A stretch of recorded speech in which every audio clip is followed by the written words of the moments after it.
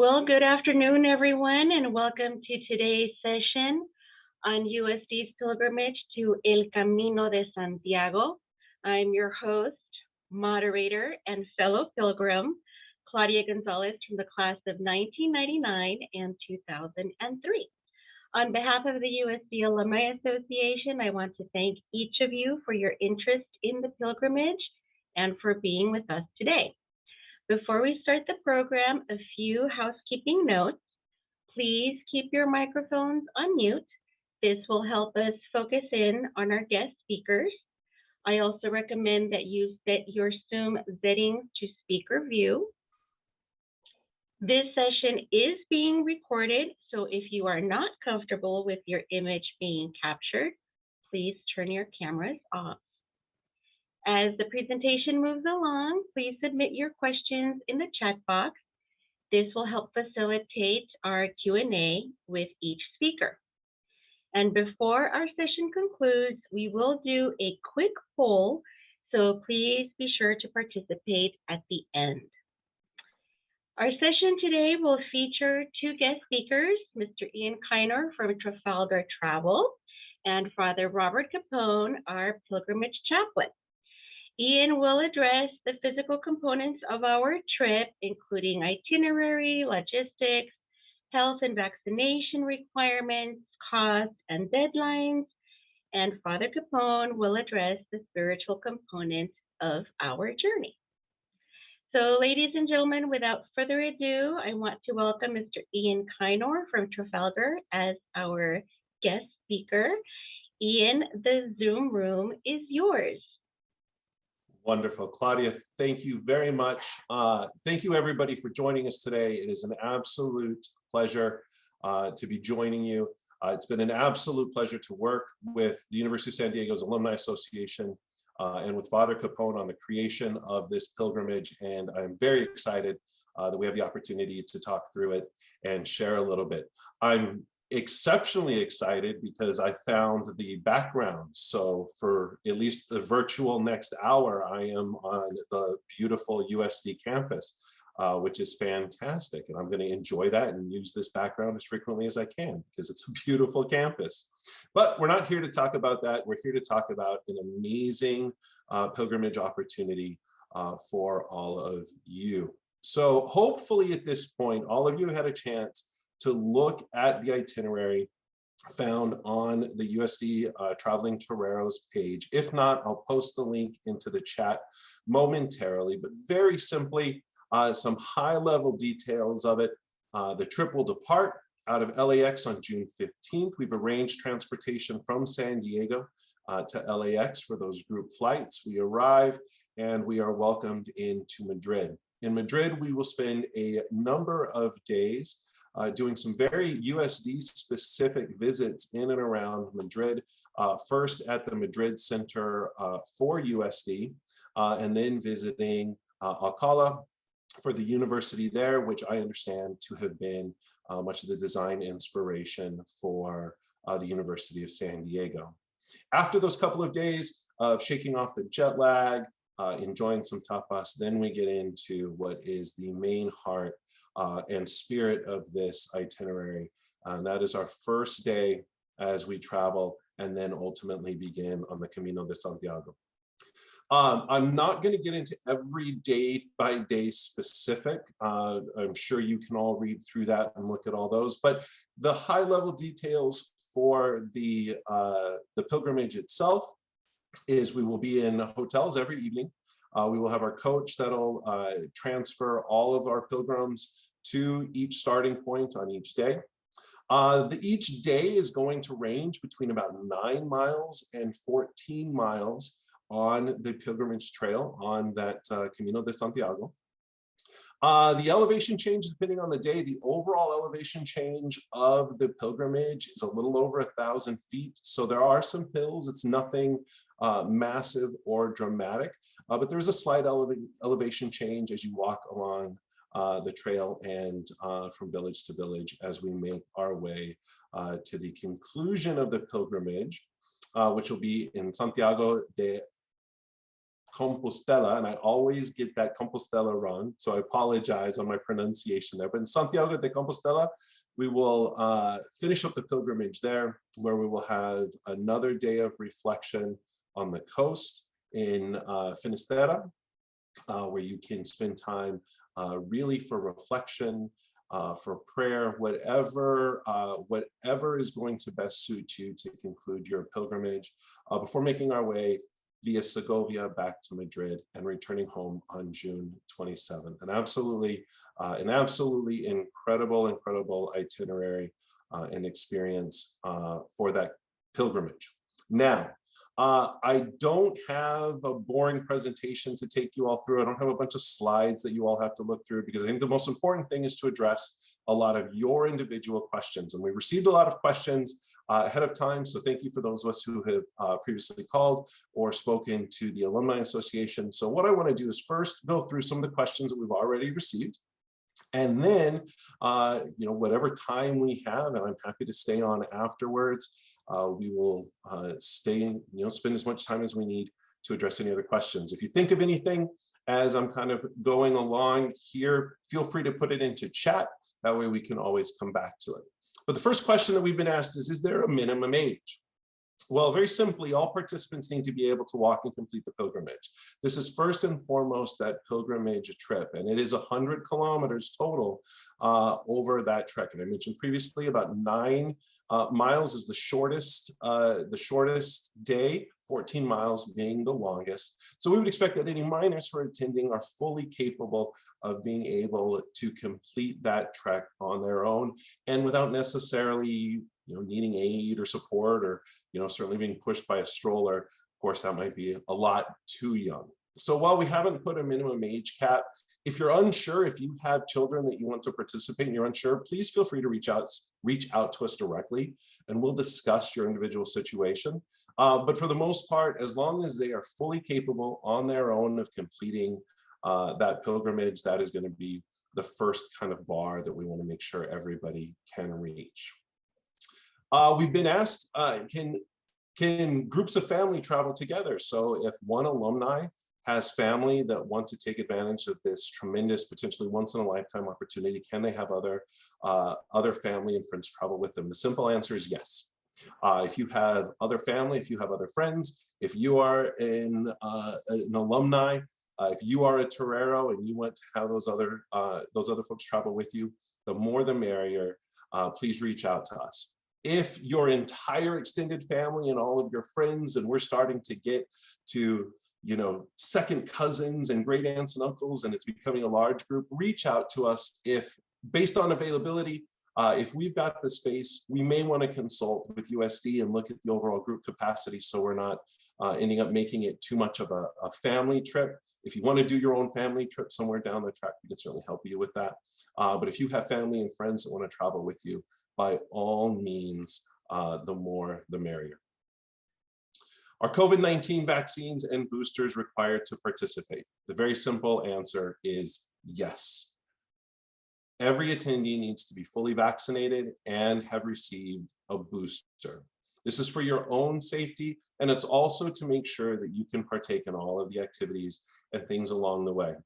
While COVID policies and rules are subject to change, and they change all the time, and I'll speak on that a little bit more in just a moment, the one that is absolute is you need to be able to show vaccine status. You need to be able to provide that, and certainly provide that documentation from many of the places potentially that we'll visit and so on. So to cover all of our bases for making sure you have the most amazing experience you possibly can, as well as to help ensure your safety and comfort and the safety and comfort of everybody else traveling, vaccines and boosters are absolutely required. Cancellation and return policy. Okay, so I know this is probably a big one, especially now in COVID. So in order to basically secure your spot, or for any of your family and friends to secure their spot, there is a deposit that is required. If you're booking both the air and the land, which just about everybody will be, that group air and land, it is a $350 deposit. Those deposits are non-refundable. Regardless of whether you decide to not take the trip or what have you, that $350 deposit is non-refundable. However, the $200 portion of that, which is specifically for the land portion, for the Trafalgar trip, the $150, that goes to the airline, and I hate to say it, but we don't have a lot of control over what the rules and policies of the airlines are, but we do have a little bit of control with your land deposit. So even if you're unable to travel after you've made that deposit, that $200 becomes a lifetime deposit, as long as you cancel before the final payment date. So if you pay your deposit and 2 weeks, 3 weeks from now, you're unable to go, whatever the case may be, at the very least, that $150 airline deposit is all you're out. That $200 deposit can be applied to any future Trafalgar trip, whether it be with the traveling toreros or independently. You can still use that $200 deposit. Once we get to the final payment date, everything's locked in, everything's set, and then normal cancellation and penalties apply.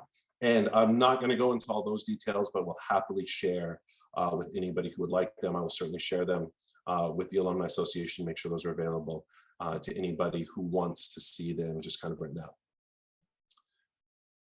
More questions on COVID. Will the last hotel provide a COVID test to travel back to the US? So one of the great inclusions that you were going to have on this itinerary is with the group from start to finish will be one of our amazing travel directors. Our travel directors are the experts of all things for the destination. They're going to be your point person, almost a traveling concierge.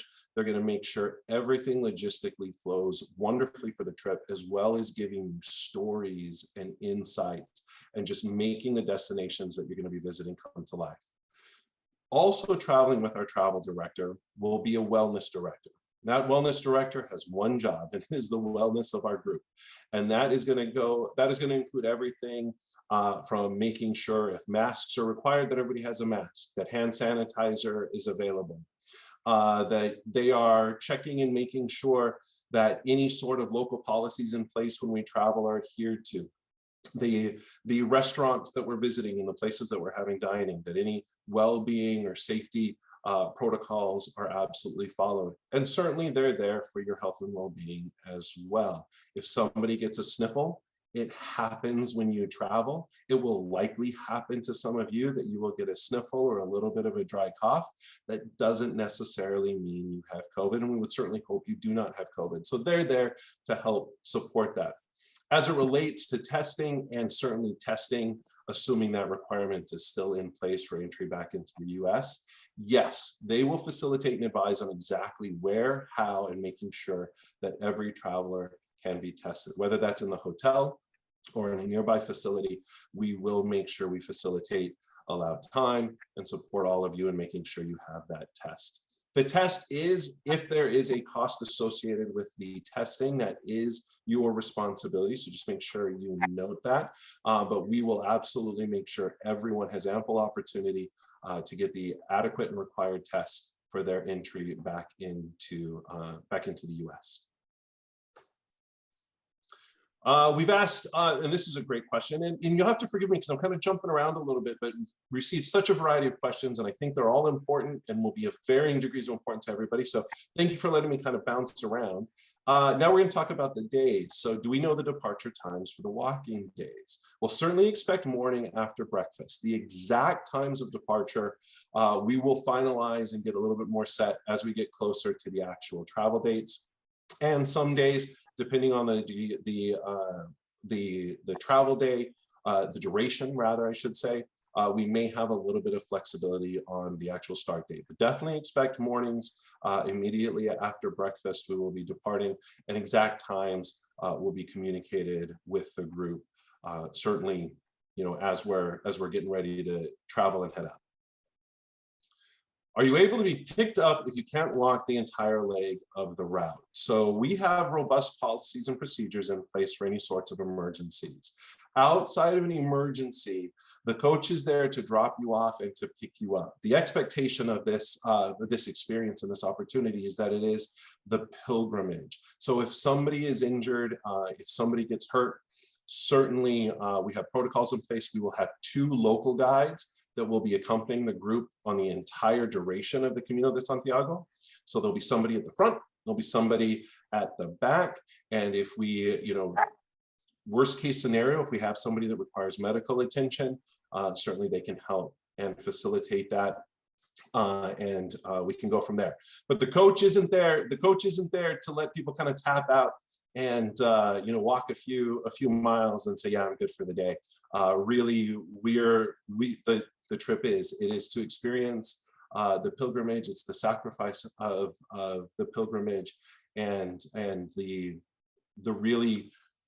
nature of being in such a spiritual location over the duration of 6 days. So while the coach will be dropping us off, we'll be concluding at the end. The coach will be potentially, or will be, in points along the route. If suddenly a downpour happens and we need to get people in rain gear or what have you, it'll be best to be prepared. We'll know the weather forecast, so this should be a very minimal thing. But the coach will be there to drop you off, pick you up, and that's about it, unless there is some sort of emergency or medical issue. When do deposits become non-refundable? So I mentioned this already. The $150 airline deposit is non-refundable outright. That's just the airline policy's rules. I wish I could change it, but I can't. Your $200 land deposit is always from the moment you pay it up until that final payment date, which is April 12th of this year. You can change your mind, what have you. And it is a lifetime deposit. You can then apply it to any future Trafalgar trip or traveling to Eros trip with Trafalgar or any of our sister brands. Will we walk individually or as a group? Totally up to you. Everybody walks at a different pace. I had mentioned previously that we will have local guides on the trail every day of the pilgrimage.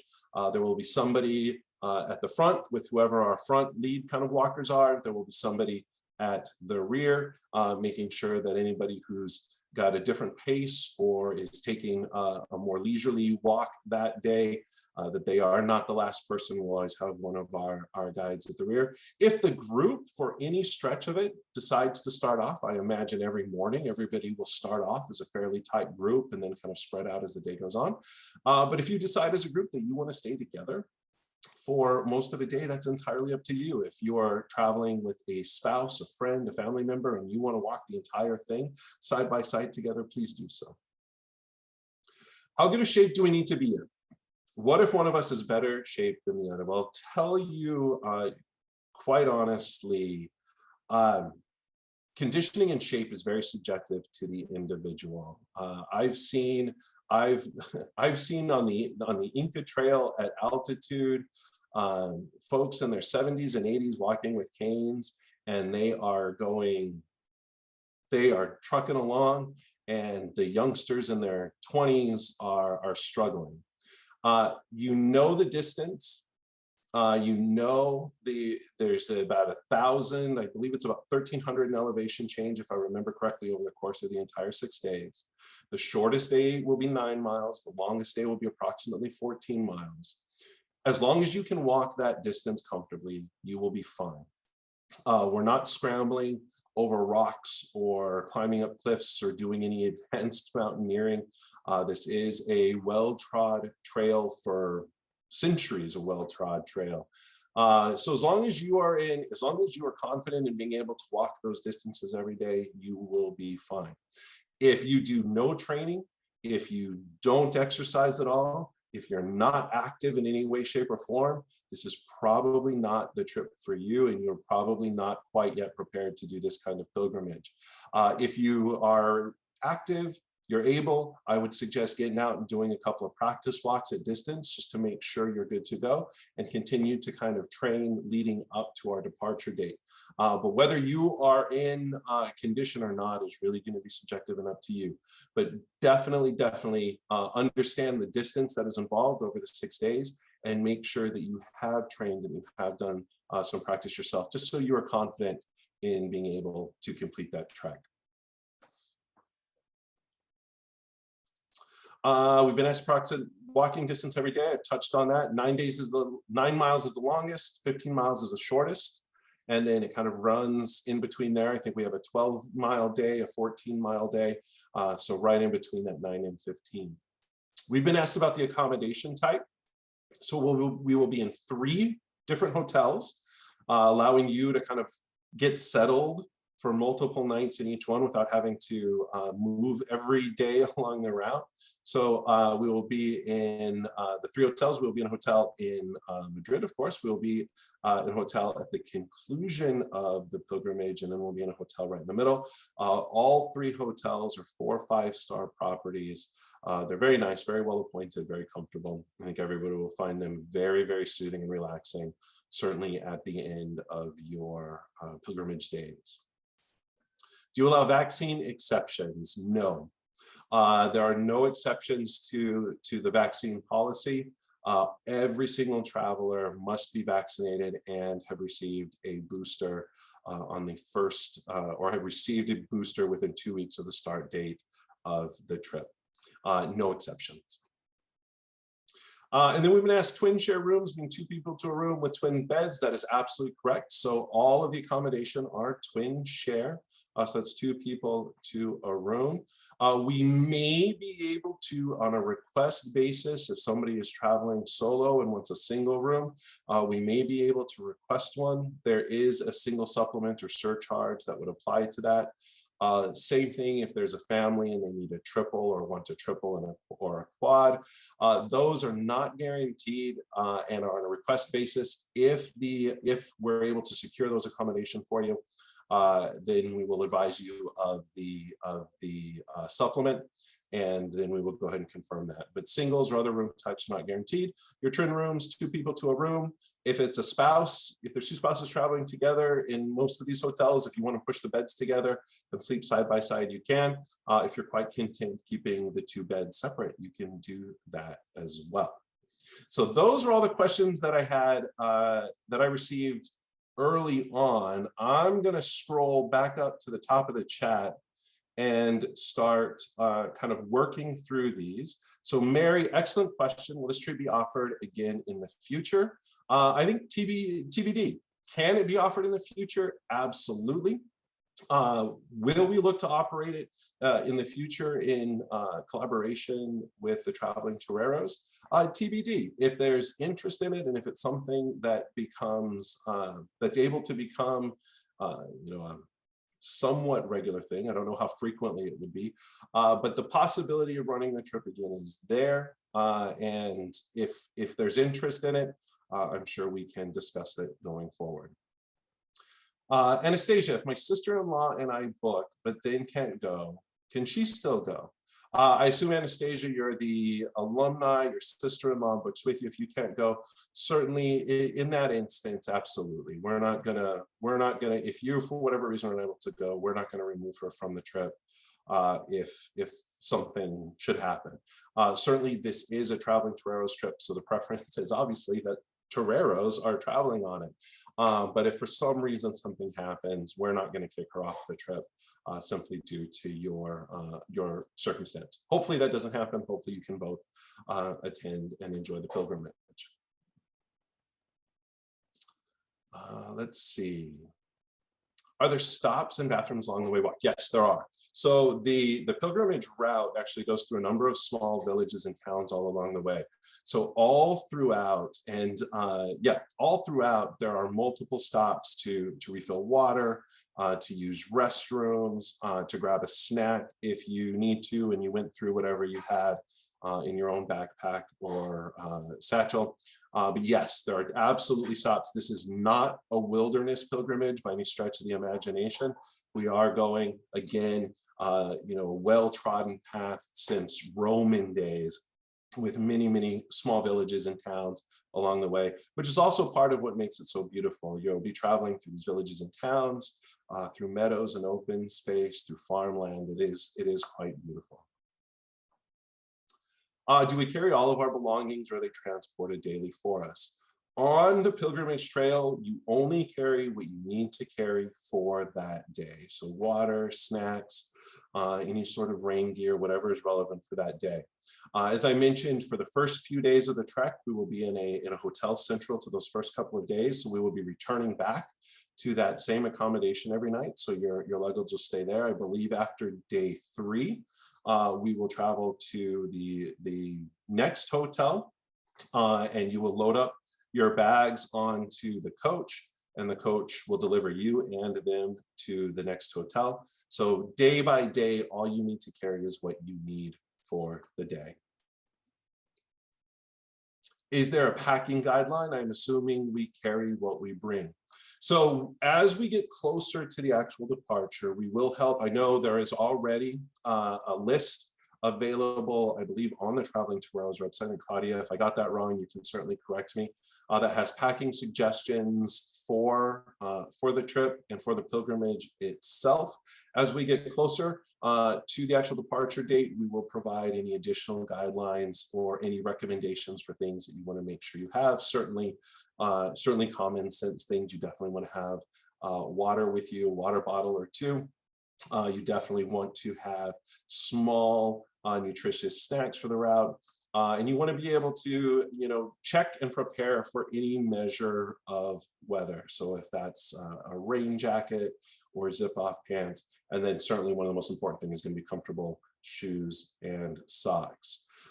You will only carry, as I mentioned, you will only carry on the pilgrimage days itself. You will only be carrying what you need for that day. This isn't a full-on backpacking where you need to have your backpack rucksack loaded up with everything you brought to Spain. Only a day pack, a small hiking backpack, or whatever is comfortable for you for the day, each day on the pilgrimage. Is it possible to join on the second day instead of the first day of the pilgrimage? At this time, no. We need everybody to begin the trip as it is. We don't have any deviations on the trip. Part of that is safety.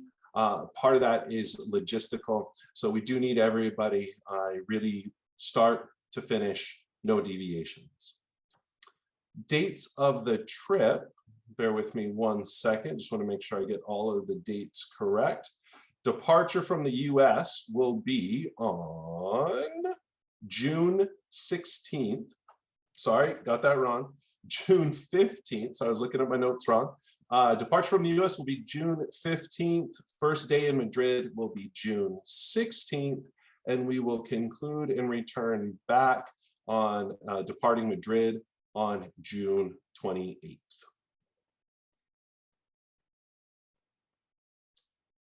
I think that's all the questions for now. There is one, and it is the current gorilla in the room for all things travel. So I'm just going to touch on it very briefly, and hopefully that I haven't gone over on my time, because I certainly want to give Father Capone ample time to discuss the pilgrimage as well. The gorilla in the room is all things COVID related. So I've already talked a little bit about vaccines, about travel, everything else. What I want to say to everybody is we've been running trips now. We certainly had to shut down operations in 2020 and weren't able to run trips for a number of months due to lockdowns around the globe. We've been back resuming running trips for a little over a year now. Certainly trips across Asia, across Europe, trips in Asia, Latin America. So trips to points all over the world where we've been able to operate and been able to operate wonderful trips with wonderful feedback from all of our travelers. Certainly the protocols we've been able to put in place with our wellness directors, safety and well-being protocols all along the way have certainly been important, and important to our travelers, important to us, because well-being is very important to us for our employees and most certainly for our guests. What can happen between now and then? I wish I had a crystal ball. What I can tell you is what we anticipate and what we're preparing for. We're seeing COVID restrictions in Europe lighten every day. Countries at this point completely removing all local COVID restrictions, including masking, as far as requirements. So we're seeing a lot of positive signs. We've been operating trips in Spain, specifically. No issues operating trips in Spain. And we expect everything to continue to improve and go in that direction, as we've seen since we initially had to kind of cease operations on the ground in 2020, been able to run more and more trips.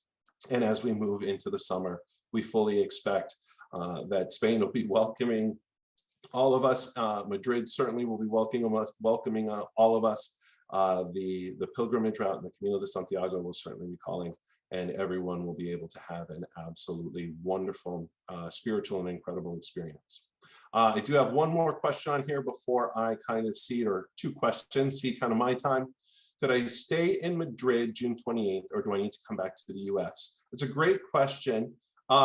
Once the trip is concluded, if you've booked your own airfare, you're not on the group airfare, and you want to stay and extend your visit there in Madrid, or travel around more Spain, or travel around more in Europe, that is entirely up to you. You are free to do so. Once we conclude the trip, as long as you haven't booked that group airfare, you are free to do what you want to do and stay longer and enjoy yourself. Piggybacking on Fatima's question, after June 28th, I would like to go to Amsterdam, visit family. Do we need to fly back to the group of the US? Yeah, same thing, only if you book the group airfare. So if you're traveling on the group airfare, then you need to fly back on the group airfare because it's all booked together as a group. If you have intentions to deviate and stay longer, then you certainly can. I will note, and I don't imagine this will be a problem, but I will note that for the group airfare, we do need a minimum of 10 travelers booked on the group airfare in order to maintain the group rate that we have with the airline. So if we get too many people staying longer, that is fantastic. Feel free to do so, but that might kind of change the dynamics of the overall airfare. Just to kind of put that out there, just so everybody knows. But once the trip is concluded, again, if you want to visit Amsterdam, if you want to stay in Spain, if you want to travel around any other part of Europe, after starting on the 28th, you are free to do so. I think that's all the questions. Did I miss anything? No, we've been moderating the chat box and we have answered all of our questions. So yes, good job, Ian. Thank you so much for all of the detailed information. We appreciate your time and expertise on our upcoming opportunity. And now I would like to pivot the conversation to the other and equally important part of the trip. As we know, this is a pilgrimage, and for this journey to be successful for our travelers, it will require the participation of mind, body, and soul. And so it is now my pleasure to introduce Father Robert Capone from the class of 1991. Father Capone is a member of USD Ministry and will serve as our pilgrimage chaplain.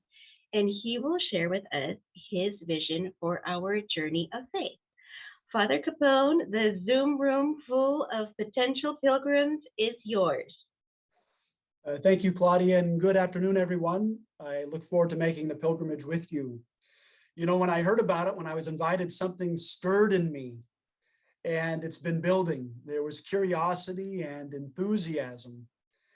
I think anybody can take a vacation. I can't wait to see Madrid. I've never been to Spain, but I think we need to be called to pilgrimage. Our lives are a journey of faith into God, and I think a pilgrimage puts that in focus in a more immediate and intimate way. We're on the way together on the journey. My role as chaplain will be simply to walk with you, to accompany you. While we walk together, I know God will be working within each one of you in unique ways.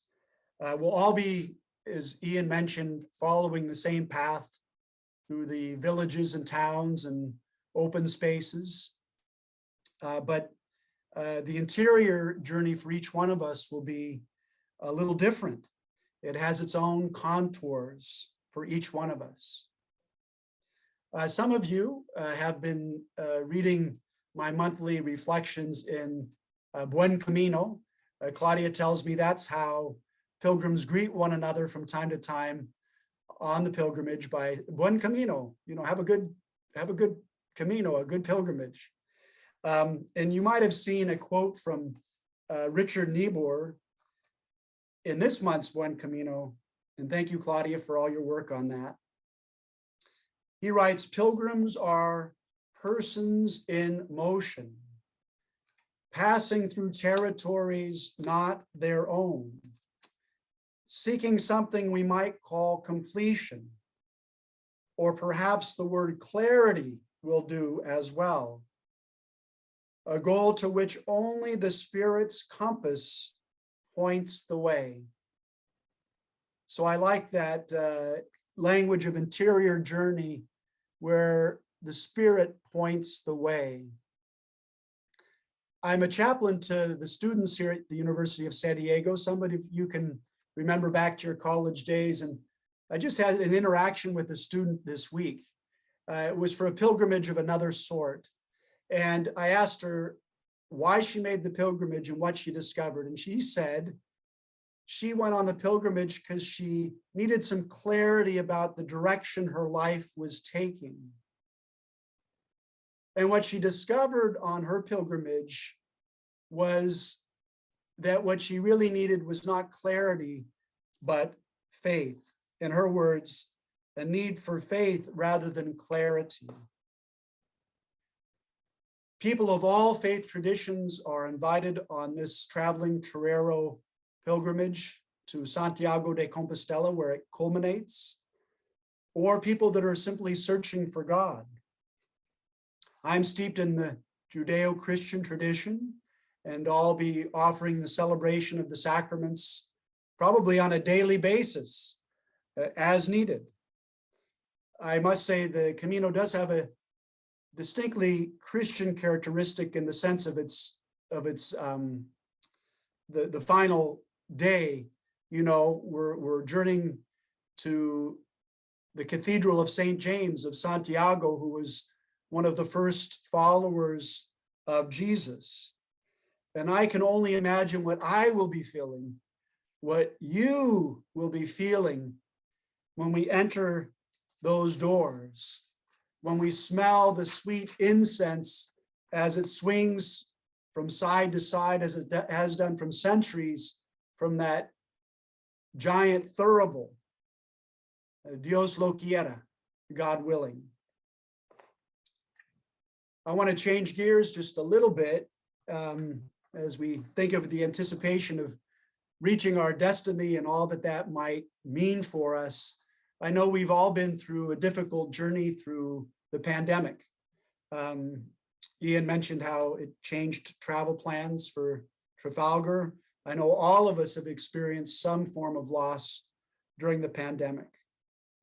I hope and pray that making the Camino will be a source of the healing balm of the Spirit, maybe a source of meaning through the tears and community after some isolation. Maybe you know, as I know, people who have passed. I will be thinking of them and praying for them during my steps. And I think all of us will carry others with us, making intercessory prayer on behalf of others, maybe remembering, or maybe we're trying to figure out new ways of engaging people in our lives. So we've all experienced loss, and I look forward to walking out of the pandemic with you onto the Camino. Why are we making the journey in the university setting? And I think elsewhere, the question why comes up a lot these days. And again, I think that's different for all of us, although there's similarities. Some do want to find meaning from the past or clarity and hope for the future. Some don't know why they're going and just look forward to wandering. Some look for renewal and transformation, an encounter with the divine. Some are searching, some are expressing gratitude or hoping to let go of something. So there's all kinds of answers, personal responses to the question why. And I hope, you know, as we're comfortable, we'll be able to share our story and speak our truth and hear other people's stories along the way. We want to share stories and be good stewards of the stories that we hear. The countryside of Spain will be beautiful, I'm sure, but having the compassion You know, we can be in shape for the walk, but to have an open heart and the compassion to be willing to listen to one another's stories, that just opens up huge new horizons of discovery, because what's most personal is also the most universal. I don't think you'd be making the Camino if you didn't like walking and talking. I know I see a good friend twice a year generally, and we have a lot to catch up on. And we'll meet at the harbor an hour before by the seashore, and usually he'll talk and I'll listen on the way there. And on the way back, I'll talk and he'll listen. But, you know, walking and talking is a part of it. As St. Augustine says, it is solved by walking. Many a conundrum can work itself out, taking steps, especially a journey of faith. And I must say, for me, prayer will be part of our pilgrimage, and prayer always, for me, grants hope and perspective. So indeed, the way is found by walking, and things are and work themselves out by walking. So that completes my prepared reflection and remarks. I don't know what's in the chat or if anybody has any questions for me. Thank you, Father Capone. We don't have any questions in the chat, but if anybody would like to unmute their mic and ask a question of Father Capone or Ian, you are certainly welcome to do so.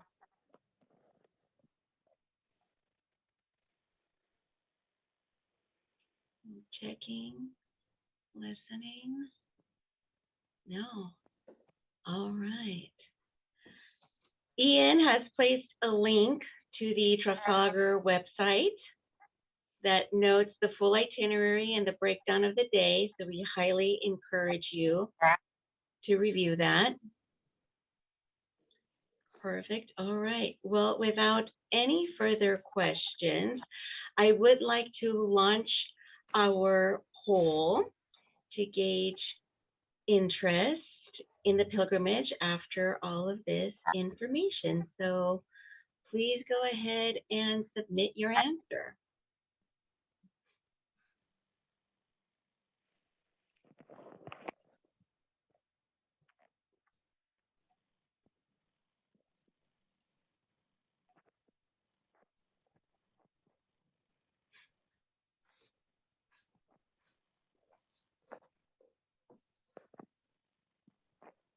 I have a few more that need to answer. We'll let that poll run. Awesome, great. Well, Father Capone, thank you so much for your words and your insight into our pilgrimage. Without a doubt, this is going to be a USD journey unlike any other, and we are so grateful for your participation and your guidance in the months leading up to our journey of faith, and we're very much looking forward to sharing this opportunity with you. Please give a virtual round of applause to our speakers for their time this afternoon. We hope that the information that we have shared with you will help you make a decision about joining our pilgrimage. Remember, the deposit date is next February 11th, next Friday. So please highlight that on your calendars and submit your deposit as soon as possible. I also want to give a big thank you to Pam White and Answith Zambrano, team members of the Alumni Relations team who have been running tech behind the scenes, especially to Pam, who is a huge champion of our Traveling Toreros program. So a virtual round of applause to the ladies. Well, ladies and gentlemen, this concludes our session on El Camino de Santiago. If you have any other questions, we certainly encourage you to contact Trafalgar directly, or if you have questions for the USD Alumni Office, please reach out at travelingtoreros@sandiego.edu. You can contact Trafalgar at custom@ttc.com, and they will respond to any further questions or comments. All right, everyone, thank you so much for your time this afternoon. Please take good care, stay healthy, and all the best from Alcala Park.